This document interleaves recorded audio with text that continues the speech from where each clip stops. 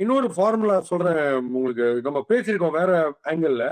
என்னன்னா பாரா 13, 14, 15, 16 பர் ஓவர்னு நமக்கு required runs வந்து லாஸ்ட் 5-6 ஓவர்ஸ்ல இருக்கும்போது, இப்ப டீம்லயே யாரு பெஸ்டா சிக்ஸ் அடிப்பாங்க? நான் சொல்றது வெறும் ஃப்ரண்ட் ஃபுட்ல டூ வே மாதிரி சிக்ஸ் அடிக்கிறது இல்ல. ஹர்திக் பாண்டியா மாதிரி ஃபிளிக்ல சிக்ஸ், அப்பர் கட்ல சிக்ஸ், ஸ்ட்ரெயிட்ல லாப்ட் சிக்ஸ், இவ்வளவு இருக்கு பாத்தீங்களா?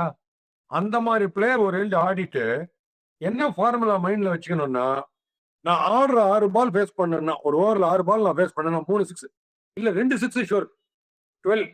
நான் வேஸ்ட் பண்ண பரவாயில்ல, 2 பால் வேஸ்ட் பண்ண பரவாயில்ல, ஆனா 2 பால் நான் சிக்ஸ் அடிச்சே ஆகணும்.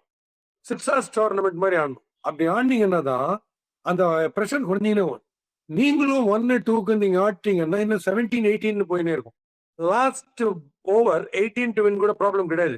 பட் அது 18லயே வச்சுக்கணும், அதை தாண்டிடக்கூடாது. அப்படி சொல்றேன். ஸோ இவங்க ரெண்டு பேருமே சிங்கிள்ஸ் டூஸ் எடுக்கிறதுல பாயிண்டே கிடையாது. கடைசி 5 ஓவர்ஸ் நீங்க சிக்ஸ் ஹார்ஸ் டோர்னமெண்ட் மாதிரி ஆடணும். ஒரு டிம் டேவிட் எக்ஸாம்பிளா சொல்லுவேன்.